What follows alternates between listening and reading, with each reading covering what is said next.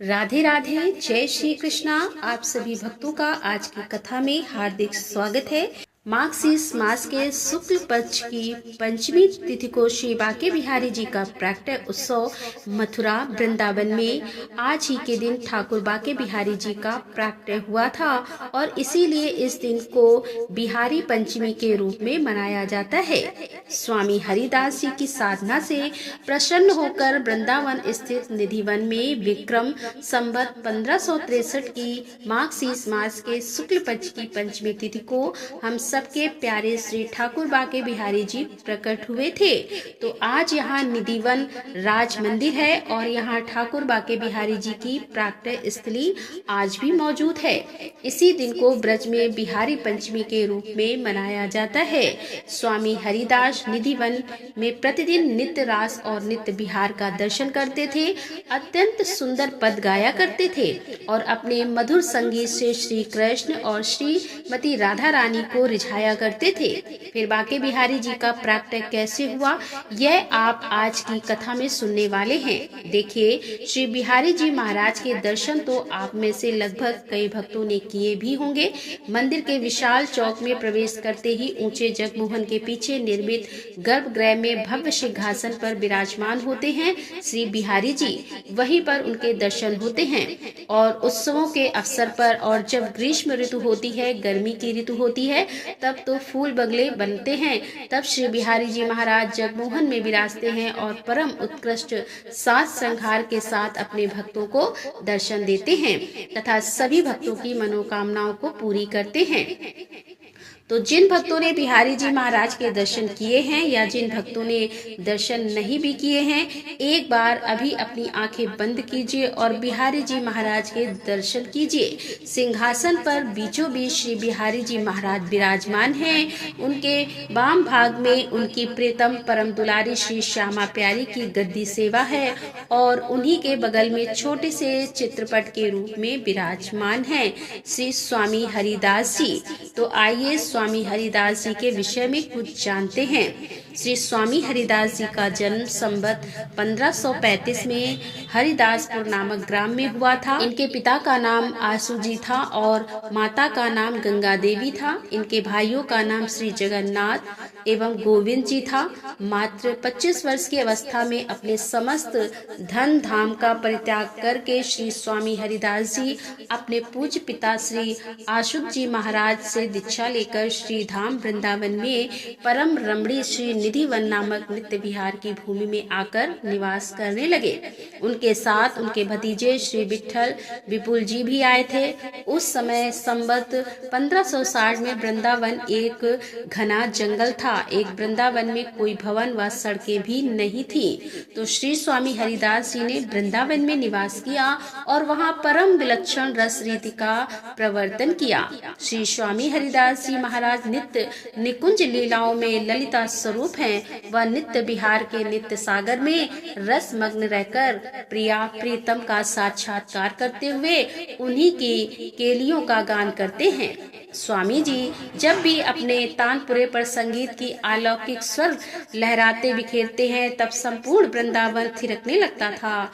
एक अलौकिक घटा बिखर जाती थी। सभी पशु पक्षी भी मंत्र मुग्ध होकर उनका संगीत सुनने लगते थे। उनके भतीजे विठल विपुल जी हमेशा सोचते कि स्वामी जी का संगीत किसके लिए समर्पित है। उसी प्रश्न के साथ एक प्रश्न और जुड़ गया कि स्वामी जी जिस निकुंज के द्वार पर बैठकर संगीत की रागनी छेड़ते हैं, उसके भीतर कौन विद्यमान है जिससे वे एकांत में बातें भी करते हैं। श्री विठल विपुल जी ने अनेकों बार उसके भीतर झांक कर देखा, किंतु अंधेरे के अतिरिक्त कुछ भी और दिखाई नहीं दिया था। फिर एक दिन स्वामी हरिदास जी ने विठल विपुल जी को अपने पास बुलाया और पूछा, जानते हो आज क्या है? विठल विपुल जी ने कहा, नहीं तो मुझे तो आप बताओ आज क्या है। तब स्वामी हरिदास जी ने उत्तर दिया, देखो आज तुम्हारा जन्मदिन है और इस अवसर पर मैं तुम्हें कुछ सौगात देना चाहता हूँ। विट्ठल विपुल जी बोले, मुझे कोई सौगात नहीं चाहिए, मैं तो उस निकुंज द्वार का रहस्य जानना चाहता हूँ और आपके प्राण आराध्य श्याम कुंज बिहारी के स्वरूप की एक झलक पाना चाहता हूँ। तब स्वामी जी बोले, वही तो मैं तुम्हें बताना चाहता हूँ, बुलाओ जगन्नाथ जी को और भी सबको। और अब यह सुनकर विट्ठल विपुल जी बहुत खुश हुए। हरिदास जी के भ्राता जगन्नाथ जी भी वहीं पर आ गए और भी समाज जुड़ गया। स्वामी जी ने नेत्र बंद करके तानपुरा लेकर बैठे थे। सभी विमुक्त थे और रस में डूबे हुए थे। संगीत के स्वरों के आरोह के साथ ही सबने अपने अंतर में एक अद्भुत प्रकाश का अनुभव किया। तभी उस नूतन निकुंज में नील गौर प्रकाश की कोमल किरणें फैलने लगी। सब एकटक होकर देख रहे थे। कुछ दिव्य घटित होने जा रहा था। प्रकाश बढ़ता गया और इसी बीच परस्पर हाथ थामे श्याम कुंज बिहारी जी के दर्शन हुए और स्वामी जी ने गाया, मायरी सहज जोरी प्रकट भई जो रंग की, गौर श्याम घन दमनी जैसे प्रथम हूँ, होती अब आगे हो रही नटवर, जैसे अंग की अंग उजरा सुघराई चतुराई सुंदरता ऐसे। श्री हरिदास की स्वामी श्यामा कुंज बिहारी सम वैसे वैसे पद समाप्त होते ही श्री श्याम कुंज बिहारी जी बोले, तुम्हारी मनोकामनाएं पूर्ण हुई, अब हम यहाँ इसी रूप में अवस्थित रहेंगे। स्वामी जी बोले कि हे प्राण, आप ऐसे ही निकुंज के बाहर आपकी सेवा कैसे होगी? विष्णु शिव इंद्र आदि की सेवा का तो वैदिक विधान है, पर आपकी सेवा कैसे होगी? श्री बिहारी जी बोले कि सेवा तो लाड़ प्यार की होगी। तभी स्वामी जी ने निवेदन किया, आपके सौंदर्य को लोग सहन नहीं कर पाएंगे, अतः आप एक ही रूप में प्रकाशित होकर दर्शन दें। तभी श्यामा कुंज बिहारी की युगल छवि बाके बिहारी जी के रूप में प्रतिष्ठित हो गई। अब स्वामी जी और बाके बिहारी जी की महिमा जब हरिदासपुर पहुंची तो जगन्नाथ जी के तीनों पुत्र श्री गोपीनाथ जी, श्री मेघश्याम जी और श्री मुरारी दास जी वृंदावन आ गए। स्वामी हरिदास जी की केवल एक ही इच्छा थी कि बिहारी जी की सेवा लाड़ प्यार से हो। स्वामी जी ने बिहारी जी की आरतियों का 3 क्रम निर्धारित किया था। सुबह सिंगार आरती, मध्याह्न राजभोग आरती और रात को शयन आरती। स्वामी जी ने बिहारी जी की सेवा श्री जगन्नाथ जी और उनके तीनों पुत्रों को सौंप दी और तभी से जगन्नाथ जी के वंशज श्री बिहारी जी की परंपरागत रूप से सेवा करते आ रहे हैं। कई वर्षों तक तो बिहारी जी की सेवा का क्रम निधिवन में ही चलता रहा। व्यक्ति जिनका हृदय प्रेम से भरा हुआ है वे भक्त यहाँ आते हैं और अपनी भक्ति भावना के अनुसार फल पाते हैं। श्री बिहारी जी नित्य धाम श्री वृंदावन में नित्य लीला रसाते हैं। यह सब अवतारों के अवतारी हैं। लक्ष्मीपति ब्रजपति के लिए भी यह दुर्लभ है। यह एक होकर भी दो और दो होकर भी एक है। यह ना निर्गुण है ना सगुण है, अपितु दोनों से ही विलक्षण है। निर्गुण सगुण डूबा रतन बिहारी लाल या निर्गुण सगुण रूप 2 पल्लों वाली डिबिया के मध्य रखे हुए रत्न है। यह सबके हैं और सब इनके हैं। स्वामी जी कहते हैं कि मौत भले पाए बिहारी, ऐसे पाओ सबको, गरीब अमीर अनपढ़ विज्ञ सबको इन्हें पाने का है। इन्हें पा लेने के बाद और कुछ पाना शेष ही नहीं रहता। बाके की बाकी झांकी करी बाकी रही कहाँ। आइए श्री बाके बिहारी जी की इस बाकी छवि के दर्शन फिर एक बार करते हैं। ध्यान से दर्शन कीजिए। सिर पर टेढ़ी पाग है, टिपारे कटारे किरीट की शोभा है, तो साथ में माथे पर बिंदी दिख रही है और नाक पर बेसर और कटी में पटका है, तो पास की नागिन सी लहरदार बेड़ी है। जंगा पे पायजामा तो घुमावदार लहंगा है और पीठ पीछे एक लाई भी है। एक और श्याम जी का साज है तो दूसरी ओर श्यामा जी का श्रृंगार है। श्यामा के वस्त्र आभूषणों के दर्शन तो सबको होते हैं, किंतु उनके स्वरूप का साक्षात्कार कोई रसिक प्रेमी ही कर पाता है। जब स्वामी जी की कृपा होती है तभी श्याम तमाल से लिपटी हुई कंचन लता की तरह अथवा सघन घन से कटी हुई बिटुल लता की तरह श्री बाके बिहारी जी के स्वरूप से झांकती हुई श्यामा जी की शोभा को निहारा जा सकता है। इसीलिए कहा गया है कि कूची नित्य बिहार की श्री हरिदास के हाथ, सेवत साधक सिद्ध सभा, जांच नावत माथ श्यामा श्याम। श्री बाके बिहार जी के दर्शन कर लेने से ही मन की कोई भी कामना हो पूरी हो जाती है। लेकिन बिहारी बिहारी जी के भक्तों की बात ही अलग है। वह मन में कोई कामना रखते ही नहीं हैं। उनकी लालसा सिर्फ इतनी होती है कि बिहारी जी उन पर कृपा बनाए रखें और उन्हें बिहारी जी के दर्शन हो पाएं। इस विषय में एक भक्त की अद्भुत कहानी आती है। एक समय की बात है, झांसी और शिवपुरी के मध्य में करेरा नामक एक गांव है। उस गांव से महर नाम की एक नदी गुजरती है। उस महर नदी के किनारे श्री बांके बिहारी जी का एक प्राचीन मंदिर है, जो आज भी वहां पर स्थित है। उस मंदिर के ठीक बगल में एक जीर्ण मकान स्थित है। एक महात्मा जी उस बिहारी जी के मंदिर में पधारे। उन्होंने वहां के पुजारी से उस जीर्ण अर्थात बहुत पुराना टूटा फूटा मकान था उसके बारे में पूछा।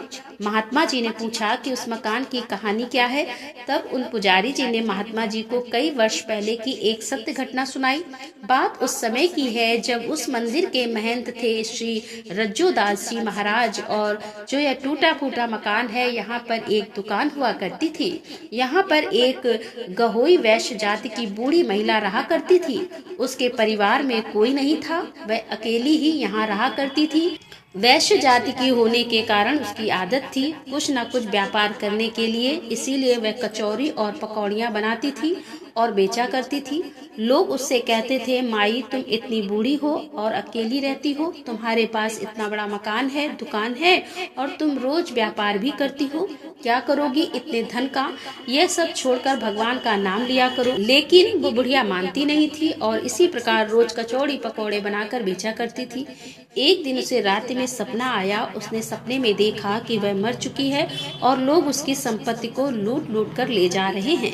अब सवेरे जब वह जागी तो उसे लगा कि कहीं यह सच ही ना हो जाए, क्योंकि मेरा तो कोई है ही नहीं, मेरे बाद तो सब संपत्ति लोग लूट कर ही ले जाएंगे। लोग यह सब लूटें तो ठीक नहीं, ऐसा विचार करके वह बुढ़िया अपने गहोई वैश्य समाज के लोगों के पास गई। उन सब से सलाह करके उसने अपनी सारी संपत्ति बिहारी जी के मंदिर के नाम कर दी। इसके बाद वह बुढ़िया अपनी दुकानदारी छोड़कर बिहारी जी के मंदिर में ही निवास करने लगी और मंदिर से ही उसे दोनों समय का भोजन भी मिल जाया करता था। अब उस बुढ़िया ने अपना सारा जीवन भगवान श्री कृष्ण को समर्पित कर दिया था।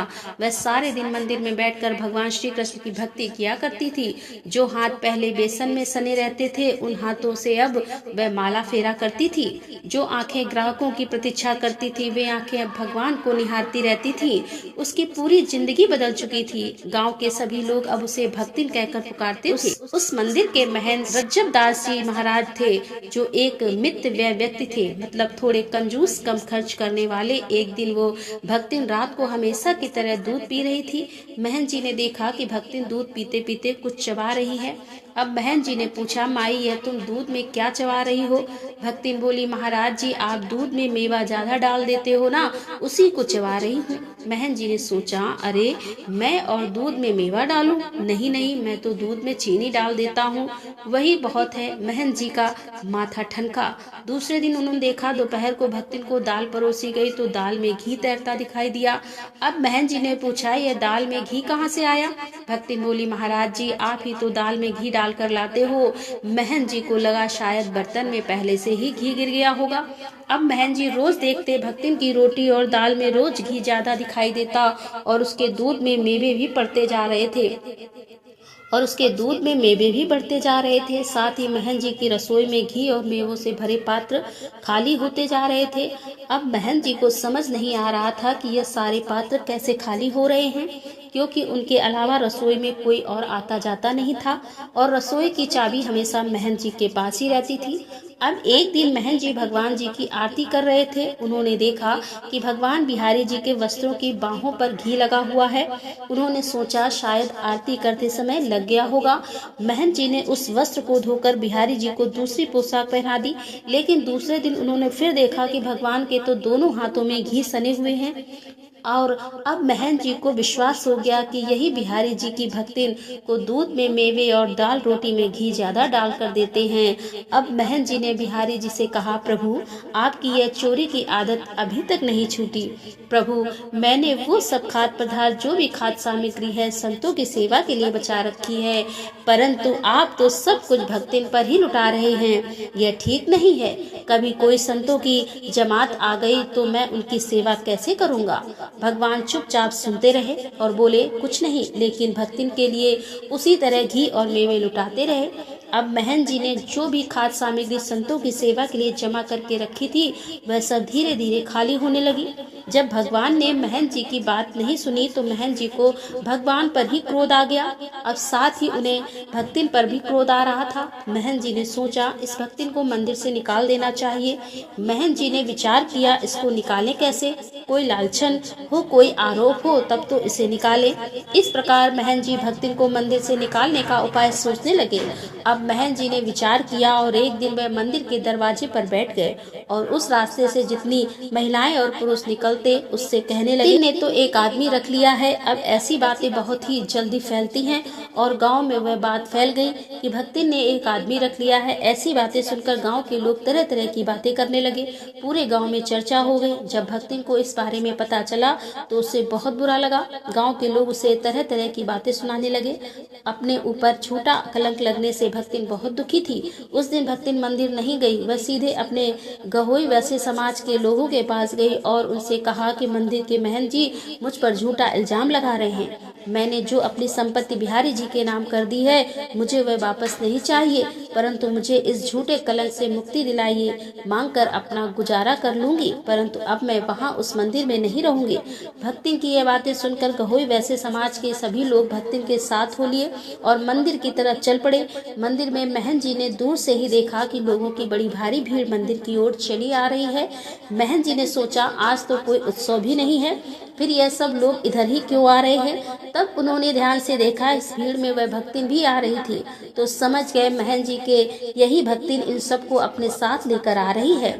इसीलिए वह उत्तर देने के लिए तैयार हो गए। अब जैसे ही सभी लोग मंदिर पहुंचे तो किसी के कुछ भी कहने से पहले महंत जी बोले, मंदिर के सारे घी और मेवा के पात्र धीरे धीरे खाली होते जा रहे हैं।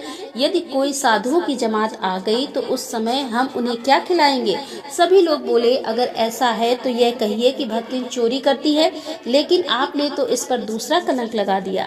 महंत जी बोले, यह चोर नहीं है, यह सच्ची है और ईमानदार भी है। लोग बोले, तो फिर आपने इस पर कलंक क्यों लगाया। तब महंत जी बोले, इसकी भक्ति ने बिहारी जी को अपने बस में कर लिया है, वही इसको मंदिर की रसोई से चुरा चुरा कर मेवे और घी खिलाते हैं। बिहारी जी ने इसे गोपी रूप में स्वीकार कर लिया है और इसने बिहारी जी को पति के रूप में मान लिया है, इसीलिए हमने कुछ भी गलत नहीं कहा। यह कहकर महंत जी ने सभी लोगों को मंदिर में घटित हुई सारी बातें बताई। अब सब लोग क्या सोच कर के आए थे और मंदिर आकर उन्हें कुछ और ही पता चला। यह सब बातें सुनकर सब लोगों की आंखों में आंसू आ गए। सभी लोगों ने कहा, महंत जी अब आप इस भक्तिन की चिंता ना करें, हमारे इतने परिवार हैं, यह जिस भी परिवार में पहुंच जाएगी वहां के लोग इसे भोजन कराकर स्वयं को धन्य मानेंगे। जिसका भगवान से नाता हो उसकी सेवा करना तो हम सभी का सौभाग्य होगा।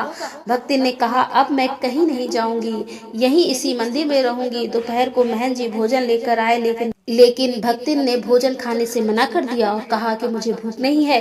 महंत जी बोले, हाँ अब तुम हमारे यहाँ भोजन क्यों करोगी, कल से तो तुम्हारे बड़े बड़े सेठों के यहाँ निमंत्रण है। यह कहकर महंती जी चले गए। अब रात को महंती जी दूध लेकर आए। भक्तिन ने फिर दूध नहीं पिया और वह सारी रात बिहारी जी के सामने बैठी रही।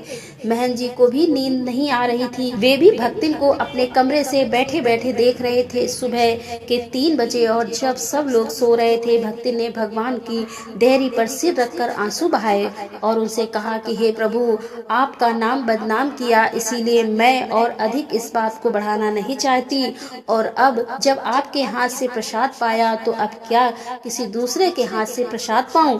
ऐसा कहकर जैसे ही भक्ति ने अपना सिर मंदिर की देहरी पर रखा, अचानक एक बहुत तेज प्रकाश हुआ और गड़गड़ाहट के साथ मंदिर के सारे दरवाजे खुल गए। मंदिर की सभी घंटियां अपने आप बज उठी। महंत जी और सभी लोग जागकर अपने अपने कमरों से बाहर आए। सभी ने देखा कि भक्तिन के शरीर से एक प्रकाश पुंज निकला और बिहारी जी के श्री विग्रह में जाकर समा गया। भक्तिन के प्राण श्री बिहारी जी में ही विलीन हो चुके थे। पूरे करेरा गांव में इस बात का हल्ला मच गया। अगले दिन करेरा गांव में ही महर नदी के किनारे भक्तिन का अंतिम संस्कार किया गया और वहीं पर उसकी समाधि भी बनाई गई। महंत रज्जब दास जी जब तक उस मंदिर में रहे, उनका नियम था कि भगवान भगवान की आरती करने के बाद वे छत पर चले जाते और छत से उस समाधि की भी आरती उतारते। आज भी वह करेरा गांव है और वहां आज भी बिहारी जी का वह प्राचीन मंदिर है। मंदिर के बगल में ही वह खंडहर मकान है और आज भी उस भक्तिन की समाधि वहां उस महुआ नदी के किनारे स्थित है। प्रेम से जयकारा लगाए श्री बांके बिहारी लाल की जय। हम सबकी प्यारी श्री राधिका रानी की जय। तो दोस्तों, ये थी आज की कथा। कथा पसंद आई हो तो वीडियो को लाइक करें, ज़्यादा से ज़्यादा इसे शेयर करें और हमारे चैनल पर यदि आप पहली बार आ रहे हैं तो हमारे चैनल को सब्सक्राइब कर लें। मिलते हैं अगले वीडियो के साथ, तब तक के लिए राधे राधे, जय श्री कृष्णा, हर हर महादेव, जय भोलेनाथ की।